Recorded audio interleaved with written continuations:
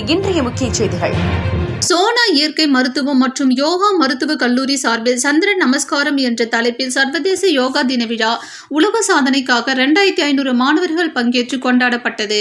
சேலம் சோனா இயற்கை மருத்துவம் மற்றும் யோகா மருத்துவக் கல்லூரி சார்பில் சர்வதேச யோகா தின விழா கல்லூரியின் விளையாட்டு மைதானத்தில் உலக சாதனைக்காக 2500 மாணவர்கள் பங்கேற்று கொண்டாடப்பட்டது. சோனா கல்வி குழுமத்தின் துணைத் தலைவர் தியாகு வள்ளியப்பா தலைமையில் நடைபெற்ற விழாவில் தலைமை விருந்தினராக சென்னை தமிழ்நாடு டாக்டர் எம்ஜிஆர் மருத்துவ பல்கலைக்கழகத்தின் துணைவேந்தர் பேராசிரியர் டாக்டர் கே நாராயணசாமி மற்றும் உலகளவில் வென்ற ஹார்ட்மாண்டே மிஸ்ஸஸ் இந்தியா 2021 திருமதி அமிஷா சேதி ஆகியோர் கலந்து கொண்டு சிறப்புரையாற்றினார்கள்.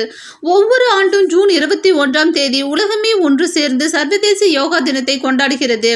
இந்த உலகளாவிய நிகழ்வு யோகாவின் பண்டைய இந்திய பயிற்சி மற்றும் உடல் மனம் மற்றும் நல்வாழ்வில் அதன் ஆழமான தாக்கத்தை அங்கீகரிக்கிறது என்று சென்னை தமிழ்நாடு டாக்டர் எம்ஜிஆர் மருத்துவ பல்கலைக்கழகத்தின் துணைவேந்தர் பேராசிரியர் டாக்டர் கே நாராயணசாமி கூறினார். இதனைத் தொடர்ந்து சர்வதேச யோகா தினத்தின் 10வது பதிப்பை கடைபிடிக்க உலகம் தயாராகி வரும் நிலையில் நமது மதிப்பிற்குரிய சோனா இயற்கை மருத்துவம் மற்றும் யோகாவின் மருத்துவக் கல்லூரி சந்திரயானை சந்திர நமஸ்காரத்துடன் இணைப்பதன் மூலம் முழு கவனத்தையும் செலுத்தியுள்ளது. இந்த ஆண்டு சர்வதேச யோகா தினத்தின் கருப்பொருள் யோகா சுயம் மற்றும் சமூகத்திற்கான யோகா.